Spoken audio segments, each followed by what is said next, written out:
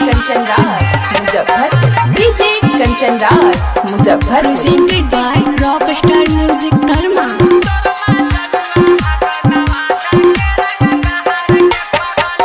शेरवा जैसन महरह दहार के पगली, शेरवा जैसन महरह दहार के पगली, तोर माँ जनुआ हक गाया के रंगदार के पगली, तोर माँ जनुआ हक गाया के रंगदार के पगली।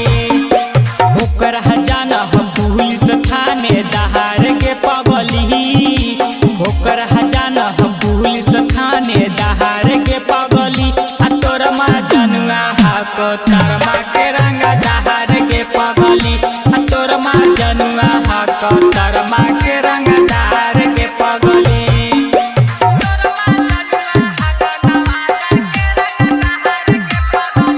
Music by Santu Premi।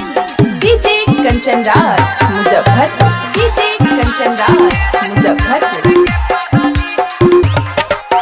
बच्ची के छौरी जमीन आज गे जालह कमा जनुआ के राज गे, के छौरी करही सोर गे, कोरा में धर के देता डोज गे।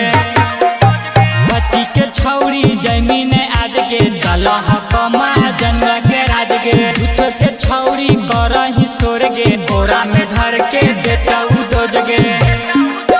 कमर में खोसी के चहल सिख शहर के पगली, कमर में खोसी के चहल सिख शहर के पगली, तोर माँ जनुआ हक नवादा के रंग दहार के पगली, तोर माँ जनुआ हक नवादा के रंग दहार के पगली।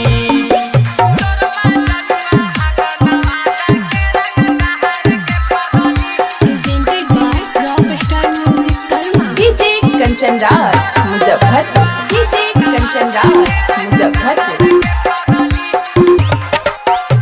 तो सुदामा के बरतो नजर गे, भीरी बोलाई छोड़ी देता आहर गे, गायक टमाटर के बुझे गवार गे, घरी के छौरी जुस्त अनार गे। तो सुदामा के बरतो नजर गे, भीरी बोलाई छोड़ी देता आहर गे, गायक टमाटर के बुझे गवार गे, घरी के छौरी जुस्त अनार गे।